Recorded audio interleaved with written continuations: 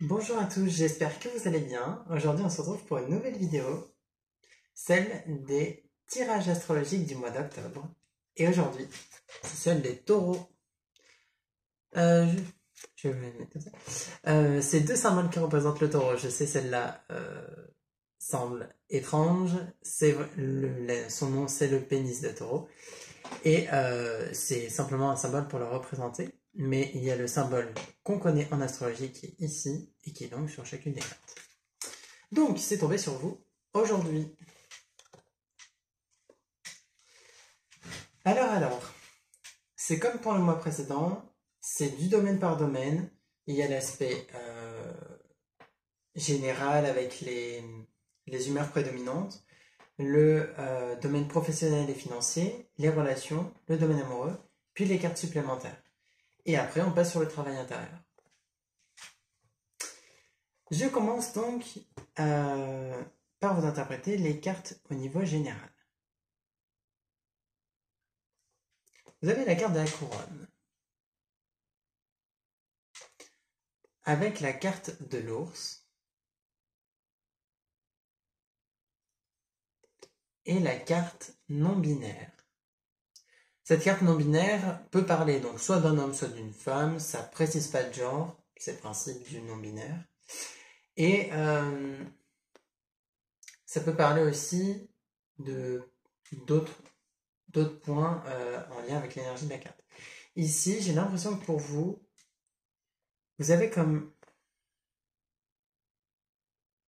une sorte de pouvoir de décision, mais ça passe par un questionnement. Et on le voit avec la carte de l'introspection, qui est donc l'une des deux humeurs prédominantes du mois. Plutôt belle carte. Et donc, ces cartes-là viennent vous dire que vous avez peut-être des questions à vous poser sur ce qui se passe dans votre vie, sur les actions à mener, sur les changements que vous pouvez opérer dans votre vie. J'ai l'impression que l'ours vous parle du fait que vous êtes dans une zone de confort et vous êtes amené à en sortir. Mais il y a une forme d'indécision. Le non-binaire parle d'une indécision ici, une forme de dualité qui fait que vous êtes peut-être pas toujours dans cette énergie de changement qui est pourtant bien présente dans votre vie.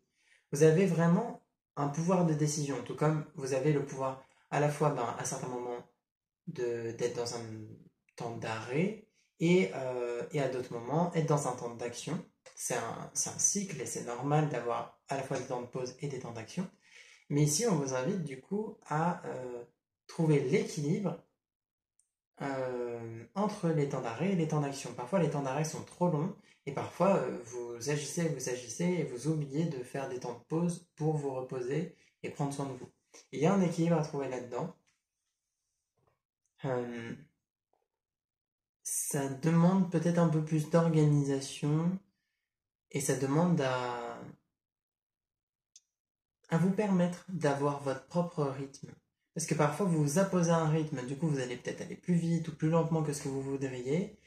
Et à d'autres moments, euh, vous avez peut-être un peu plus cette force de faire ce que vous voulez. Du coup, vous repassez un rythme peut-être qui vous convient mieux. Mais comme vous alternez un rythme qui n'est pas le vôtre, puis un rythme qui est le vôtre, ça reste pour l'instant un peu une dualité, une sorte de déséquilibre. Et ça a besoin d'être un peu plus harmonieux dans la façon de faire. Sachant que vous avez aussi la carte des joies et célébrations. Et je pense que cette carte signifie que pour certains d'entre vous, vous avez tendance à oublier de vous faire plaisir, vous avez tendance à oublier de vous amuser. Peut-être que des fois vous vous dites ah ben non mais j'ai du travail, je peux pas sortir ou je peux pas faire ceci, je peux pas faire cette soirée ou cette même ce loisir, etc. Et vous vous empêchez un peu d'être finalement dans la joie, dans l'amusement, parce que vous avez des obligations, vous avez des choses à faire, même des corvées des fois, et finalement, vous donnez parfois un peu trop la priorité à votre travail ou à vos obligations plutôt qu'à votre bien-être, qui passe aussi par la joie et par la satisfaction. Donc essayez de trouver un équilibre un peu plus à ce niveau-là et de voir comment vous pouvez à la fois vous amuser et en même temps quand même garder un bon rythme au niveau de votre travail et que l'un n'empiète pas sur l'autre. Voilà au niveau général pour vous. On va aller voir l'aspect professionnel.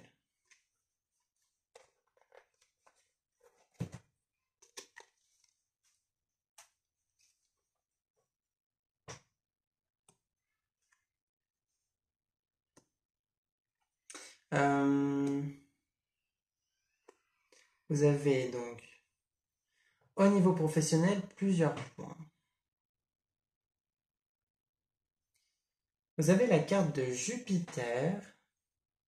Vous la voyez à l'envers, normalement le 4, enfin ça ressemble à un 4, et dans l'autre sens, tout comme pour Saturne, que je vais vous montrer, qui donc normalement est dans l'autre sens.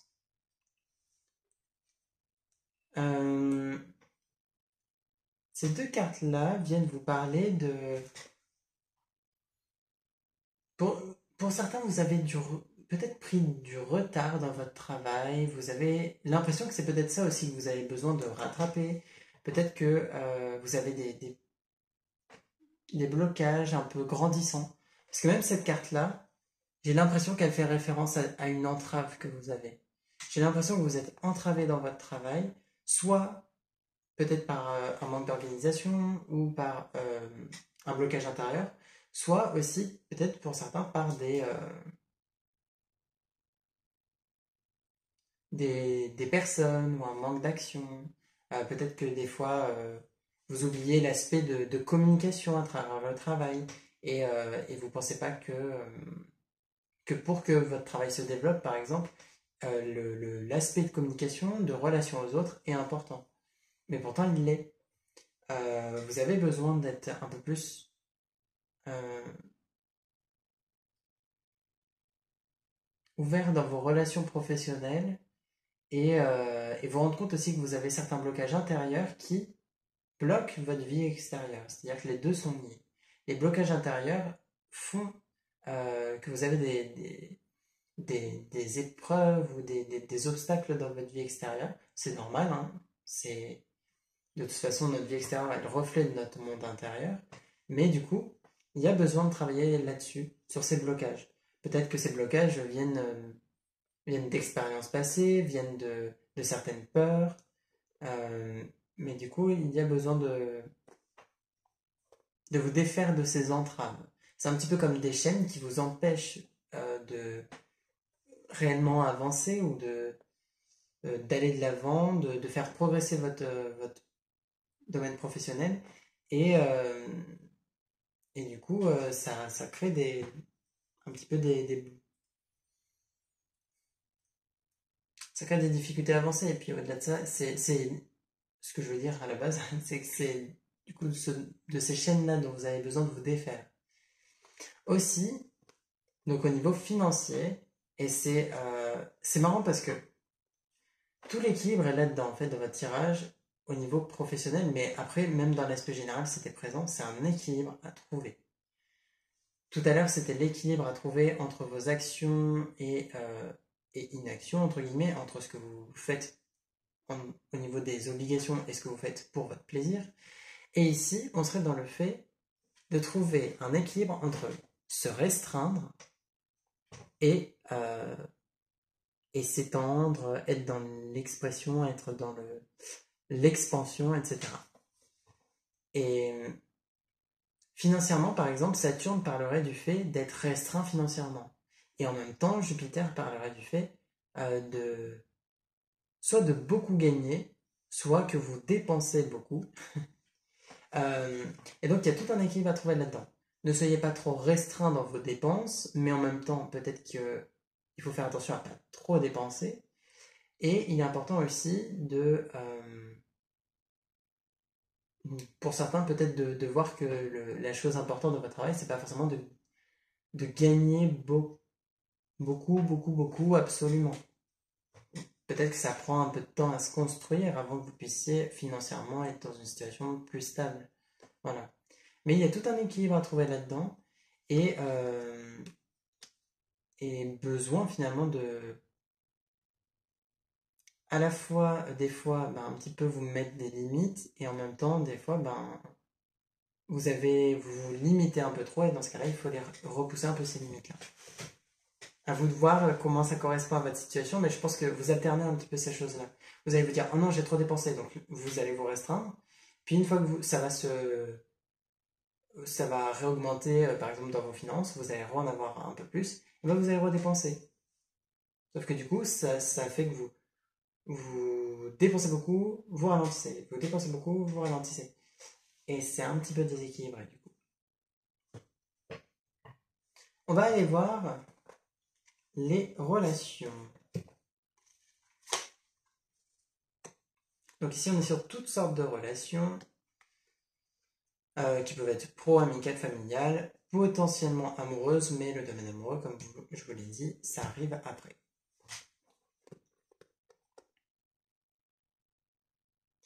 Au niveau relationnel, vous avez le renard ici,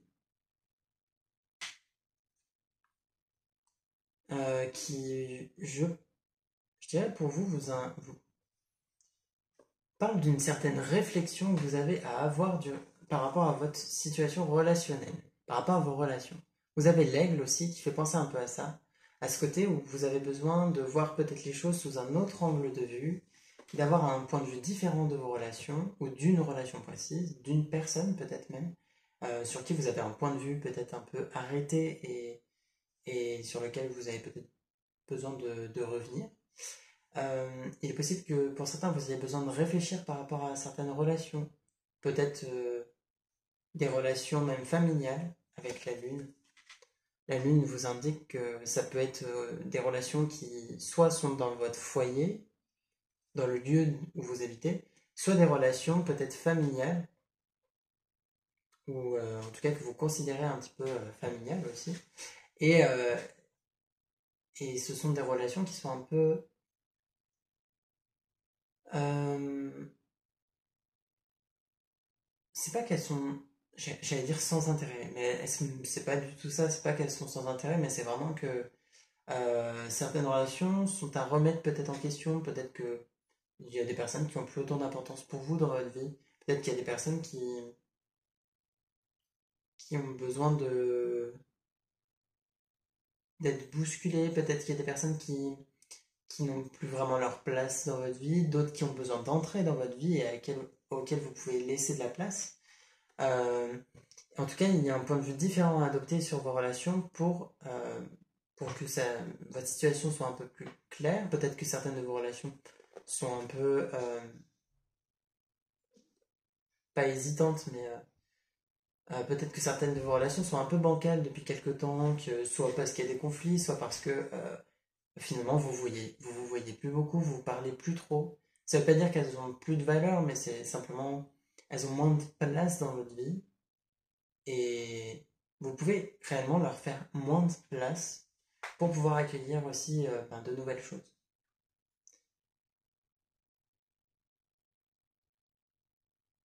Vous avez, vous avez besoin de voir peut-être par rapport à une relation les choses plus claires, de percer à jour euh, peut-être les intentions d'une personne aussi.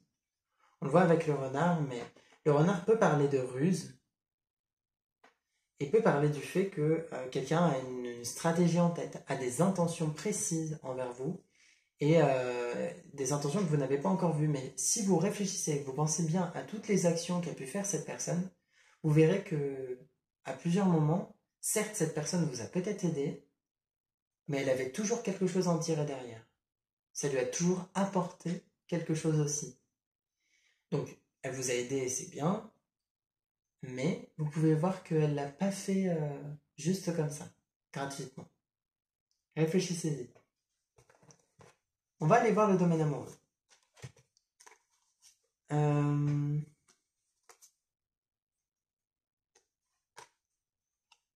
Au niveau amoureux. Alors c'est marrant, parce que vous avez la maison 8 et le scorpion.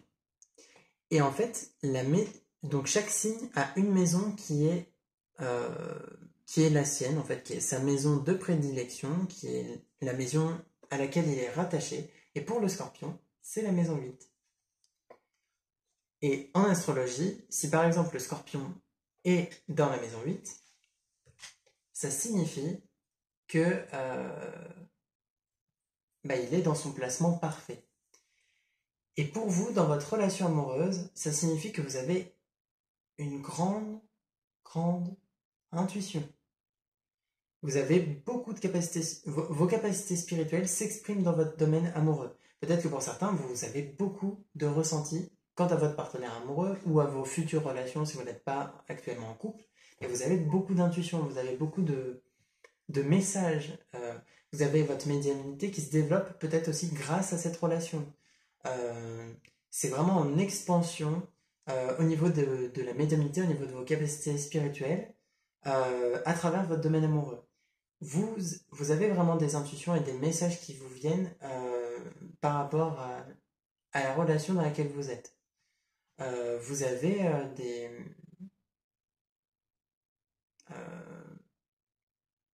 des fois vraiment des ressentis, des sensations, même physiques, qui sont des messages par rapport à vos relations. Peut-être que des fois, vous percevez des choses, vous ne les écoutez pas, et c'est important de les écouter. Après, faites attention aussi, des fois, vous recevez certains messages, et vous allez agir directement, vous allez foncer. On le voit un petit peu avec le bélier. Et c'est important de faire attention à ne pas trop être dans le fait de s'élancer euh, sous le coup de l'émotion un petit peu par rapport au ressenti que vous aurez pu avoir. La maison 8 par contre, et le Scorpion aussi, font aussi référence au fait que il y a des secrets, il y a des choses qui ne sont pas dites, qui ne sont pas claires. La maison 8 étant l'une des deux maisons qui parlent de secrets, le Scorpion étant le signe maître des secrets, euh, qui est capable de les garder, et, euh, et qui en a peut-être aussi beaucoup. Faites attention à bien vous exprimer dans votre relation, à bien communiquer vos intentions, mais aussi à communiquer vos craintes, montrer votre vulnérabilité. Je sais que des fois c'est un peu difficile, mais c'est nécessaire. Tout comme aussi, c'est important que vous ne soyez pas dans le fait de posséder votre partenaire. Il ou elle ne vous appartient pas. Et, et vous n'êtes pas forcément maître de la situation ou de la relation, et c'est pas très grave.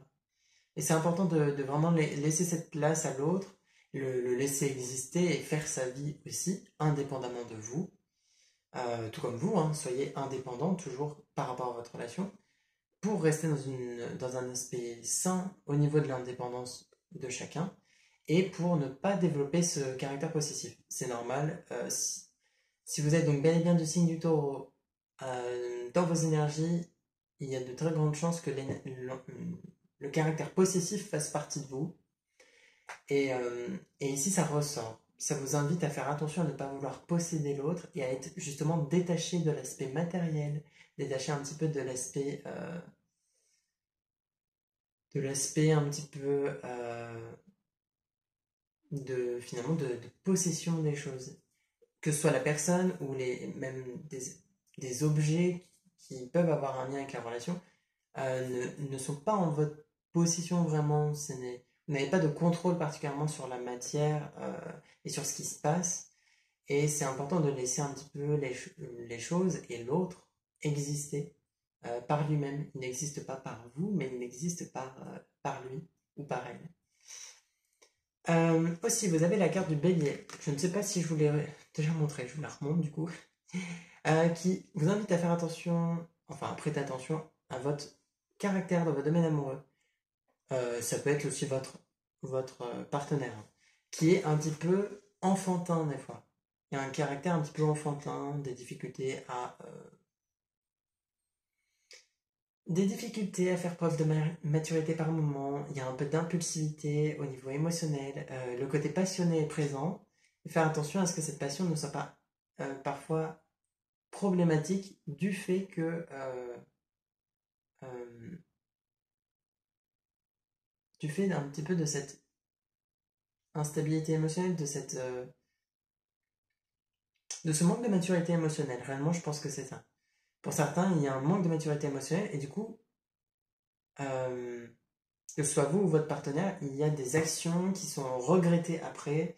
Euh, des fois, il va y avoir une réaction à quelque chose que vous avez mal compris. C'est-à-dire que, imaginons, quelque chose n'est pas clair, quelque chose est, il y a un malentendu, mais vous agissez tout de suite suite à ce malentendu et vous faites une mauvaise action, alors que finalement après vous vous rendez compte qu'il n'y avait rien, c'était un malentendu, vous allez regretter cette action. Donc faites attention à ça, ne vous faites pas des idées euh, en imaginant que, en étant trop méfiant finalement de votre partenaire amoureux. Parce que j'ai l'impression que pour certains il y a un souci un petit peu comme ça, c'est-à-dire que vous imaginez qu'il y a des secrets, vous êtes un petit peu dans cette réflexion que la personne peut-être vous trompe. Et c'est pour ça que vous avez autant ce caractère possessif, c'est que vous n'avez pas confiance forcément en votre partenaire. Et, et il y a besoin de travailler un petit peu là-dessus. Voilà.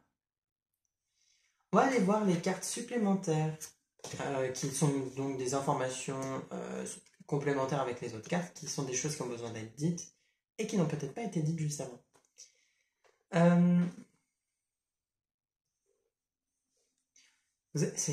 À nouveau, je trouve ça un peu marrant, mais vous avez le désert et l'hiver. Et les deux sont des cartes qui sont des environnements un petit peu compliqués parfois. Le désert n'est pas l'environnement le plus propice à l'épanouissement de la vie, l'épanouissement de la nature et même des êtres humains, hein, c'est un peu compliqué des fois. Tout comme l'hiver et le froid, les endroits très froids sont pas les endroits non plus les plus propices à s'épanouir. Et peut-être que, comme vous, la troisième carte sur cette ligne, c'est la carte de la maison, il est possible que pour certains, le lieu dans lequel vous habitez actuellement n'est pas très positif pour vous, n'est pas très agréable, c'est pas un environnement hyper propice à votre épanouissement, et il y aurait besoin de se pencher sur la question de peut-être se déplacer, d'aller voir ailleurs, euh, ou de modifier des choses dans votre lieu de vie, dans votre environnement.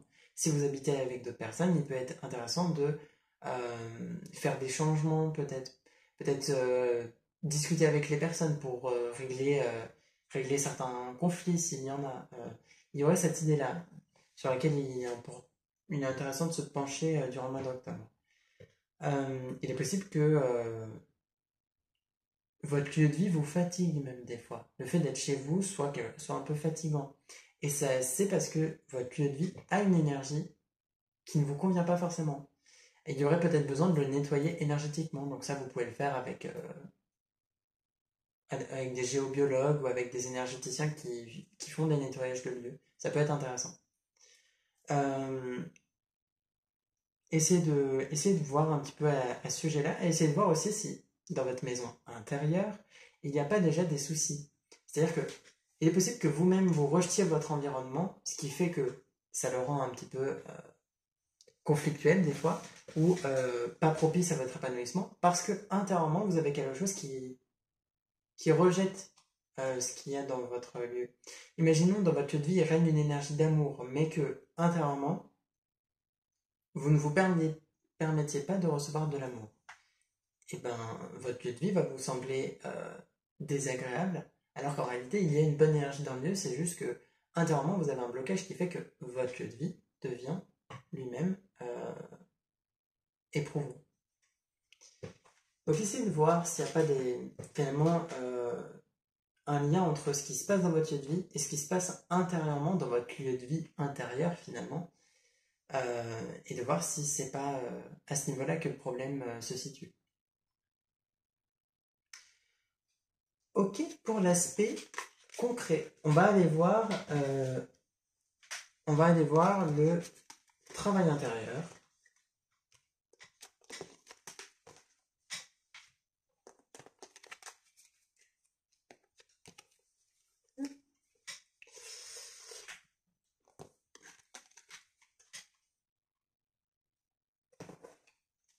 Alors,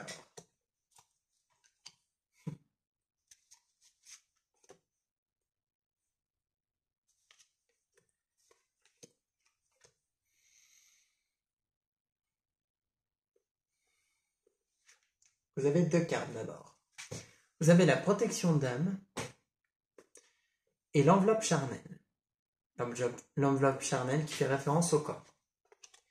Et je pense que ces deux cartes vont ensemble dans le fait que déjà vous êtes protégé en soi. C'est-à-dire que vous avez une protection autour de vous dans votre vie qui fait que vous êtes plutôt protégé et accompagné dans vos actions, dans ce que vous vivez. Et c'est une forme de protection qui fait barrage un petit peu aux énergies négatives qui pourraient vous atteindre, ce qui est plutôt bien. Par contre, ces deux cartes-là, je les ai reliées parce que je pense que ça fait référence au fait que votre corps est un peu votre temple, comme on pourrait le dire, et c'est un petit peu votre protection aussi. C'est-à-dire que vous avez une protection énergétique qui est bel et bien présente, mais votre corps, c'est l'endroit où vous habitez, où vous vivez justement. Et ça rejoint un petit peu la dernière ligne du tirage d'avant. C'est un petit peu, finalement, comme c'est exprimé, votre enveloppe. Et cette enveloppe, elle a besoin d'être chérie, elle a besoin d'être guérie, soignée, d'être aimée. Il y a besoin que vous soyez un peu plus aimant et doux envers vous-même et envers votre corps, de prendre soin de votre corps. C'est important que vous preniez soin de cette enveloppe pour que vous vous sentiez bien aussi à l'intérieur de vous. Il y a des difficultés pour certains à prendre soin de vous. Vous avez peut-être du mal à faire ça. Vous avez peut-être du mal des fois à vous permettre de prendre soin de vous parce que vous pensez qu'il y a des choses qui sont mieux à... Je me mélange, pardon. Des fois, vous pensez peut-être que vous avez mieux à faire que de vous occuper de vous, de votre corps, que vous êtes fatigué, donc vous êtes fatigué, vous ne vous occupez pas de vous. Sauf qu'en réalité, peut-être que parfois vous êtes fatigué parce que votre corps est fatigué du fait que vous n'en preniez pas soin. Donc essayez de jauger. Peut-être que pour certains, ça passera par l'alimentation, pour en prendre plus soin, par les habitudes de vie, l'heure à laquelle vous vous couchez, l'heure à laquelle vous vous réveillez, le temps que vous dormez, si c'est nécessaire, enfin assez ou pas pour vous. Ça va passer par le sport, ça va passer par vous masser vous-même, l'automassage, par même des soins que vous pouvez vous procurer. Euh, que ce soit des soins esthétiques avec des produits pour votre peau, pour votre corps, que ce soit si vous vous êtes fait mal, ne pas reforcer dessus parce que ben, forcément ça ne va pas guérir, ou même si c'est par exemple aussi des soins énergétiques qui pourraient vous aider à prendre soin de votre corps. Voilà. Donc on est sur toutes ces choses-là qui peuvent vous permettre de prendre soin de vous et qui sont importantes pour ce mois d'octobre parce que votre corps va finir par ne plus suivre la cadence si vous n'en prenez pas soin. Imaginons dans un domaine professionnel, vous êtes un patron, vous avez des employés qui travaillent pour vous, ils font déjà pas mal d'heures, hein, ils ont beaucoup de travail, vous leur donnez beaucoup de travail, et donc ces employés, c'est un petit peu votre corps finalement, et, euh, et vous ne les remerciez jamais, vous ne leur faites remarquer que ce qui ne va pas, vous leur demandez de travailler plus, vous ne leur payez pas des heures sup, et vous ne les récompensez pas pour leur bon travail. Ils vont pas aller très bien, ils vont peut-être aller à un burn-out, ils vont peut-être quitter l'entreprise, ils vont peut-être se rebeller, mais en tout cas, ils vont pas forcément trop accepter ou intérieurement, justement émotionnellement, ils ne vont peut-être pas accepter la situation. Votre corps, c'est ce que vous lui faites endurer. Vous êtes une entreprise et vous avez plein d'employés qui sont un petit peu vos cellules, tous vos organes qui sont dans votre corps, et vous les faites travailler tellement sans les remercier, sans en prendre soin, que ils risquent d'atteindre un stade de non-retour où votre corps vous poussera à vous arrêter. Prenez-en soin. Sachant que, on voit avec la carte de la rage, vous avez peut-être beaucoup de choses au niveau émotionnel, au niveau intérieur, vous avez peut-être beaucoup d'émotions ou même de pensées, d'idées, de tout ce qui peut se trouver à l'intérieur de vous finalement, en termes d'énergie, qui sont non exprimées, qui sont non exprimées dans votre réalité et qui vont être amenées à pouf, exploser. Ça va pas forcément se passer de façon brutale, mais il se peut que ça se passe aussi durant un conflit où vous explosez et là vous exprimez tout d'un coup, quoi. Ce qui est pas super bien parce que finalement ça peut être un petit peu douloureux. Le mieux est que vous vous permettiez d'exprimer vos émotions, d'exprimer votre colère, votre tristesse, avant que ça n'explose justement. Permettez-vous aussi d'essayer, et c'est le nom de la carte, d'essayer de faire des choses qui vous donnent envie, qui vous tentent. Même si ça vous semble risqué, même si ça vous fait peur. Je parle pas forcément là d'action professionnelle ou quoi, hein. On n'est pas dans un truc forcément aussi sérieux, mais on est même sur des loisirs, sur des nouvelles expériences tout simplement. Et laissez-vous essayer. Aller vers la nouveauté. Osez sortir de votre zone de confort. Même si un truc vous fait peur, réfléchissez en fait, à pourquoi ça vous fait si peur. Quel est le danger que vous pensez percevoir à travers cette situation ou cette expérience? Est-ce si dangereux que ça en a l'air par rapport à votre peur? Euh, Par exemple, c'est un truc tout bête, hein, mais vous avez horreur de passer des coups de téléphone parce que ça vous stresse, ça vous angoisse. Et finalement, à un moment, vous recevez un appel euh, et finalement, ça vous semble important parce que c'est quelque chose c'est une relation peut-être qui vous tente, etc. Cet appel est important et vous avez cette peur qui est là. Et on vous dit oser répondre à cet appel. C'est même pas le passer, c'est y répondre. Accueillir finalement ces expériences qui viennent aussi, qui vous font un peu peur, et vivez-les pleinement dans la joie. Laissez-vous vivre et être satisfait de ces expériences, parce que c'est vraiment quelque chose de très positif, et c'est c'est ce tout petit pas que vous avez à faire pour sortir de votre zone de confort, et qui finalement va vous ouvrir à de nouveaux horizons très intéressants et qui pourraient être très positifs pour vous. Vous avez la carte du manipulateur. Et alors cette carte-là peut faire référence à des traits peut-être de votre personnalité, où vous manipulez les gens, pas forcément intentionnellement, mais ça peut arriver que vous le fassiez. De manipuler les gens, on le fait tous, hein. La part de manipulateur, elle est présente en tout le monde, même les personnes les plus gentilles du monde ont cette part-là en eux. Ne serait-ce que par exemple, des fois, peut-être qu'ils sont gentils parce ils attendent de la reconnaissance ou de la gentillesse de la part d'autrui. C'est de la manipulation. C'est pas quelque chose de mauvais. Mais simplement, on vous dit de, de cesser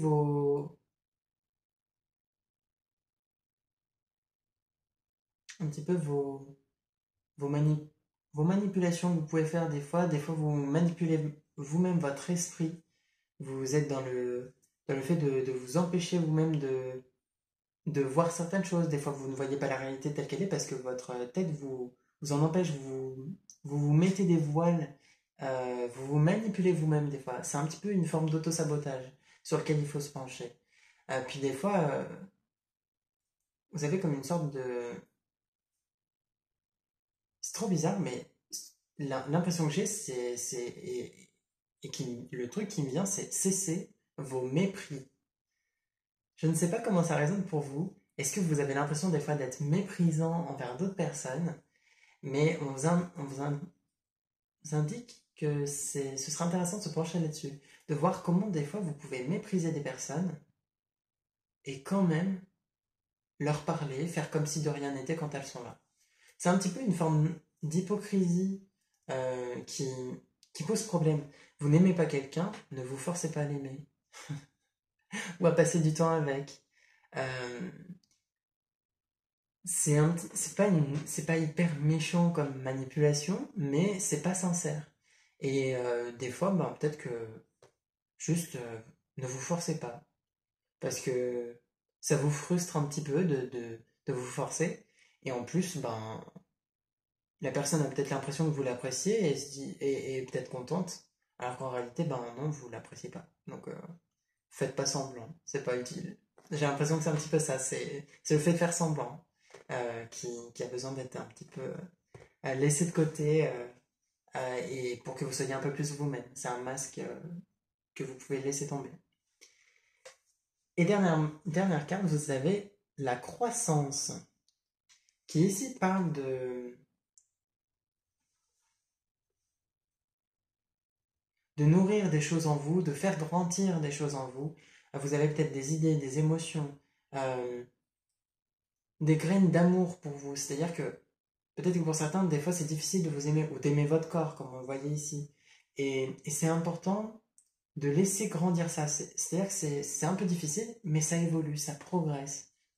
Et petit à petit, vous cultivez de l'amour pour vous, vous cultivez de la confiance en vous. Et ça paye. Réellement, vous en voyez peut-être déjà des résultats et vous voyez que ça évolue. Petit à petit, vous vous aimez de plus en plus. Petit à petit, vous êtes de plus en plus indépendant. Vous avez confiance en vous, en vos capacités. Vous êtes capable de vous lancer, vous êtes capable d'agir, de croire en vous. Et puis petit à petit, du coup, vous croyez de plus en plus en la vie et vous avez un peu plus la foi et donc vous avez un côté un peu plus optimiste et positif. Et du coup, ça se développe, c'est en expansion, ça grandit, ça croît du verbe croître ici et dans l'idée de la croissance. Et je pense que c'est exactement ce qu'il faut. C'est comme si là on vous disait, sur ce point de vue-là, sur cet aspect de travail intérieur, juste continuez les efforts que vous êtes déjà en train de faire. Vous êtes sur la bonne voie, vous faites ce qui est bon pour vous, et on vous invite à continuer par là. Et ça passe par le fait de prendre soin de votre corps, ça passe par le fait de ne plus faire semblant, ou même de vous permettre de faire des choses que vous n'avez pas l'habitude, qui vous font un peu peur, et par le fait d'exprimer vos émotions. Finalement, tout ça, c'est ce qui permet votre croissance, qui vous permet de grandir, et d'être la personne que vous devez être, pour votre épanouissement.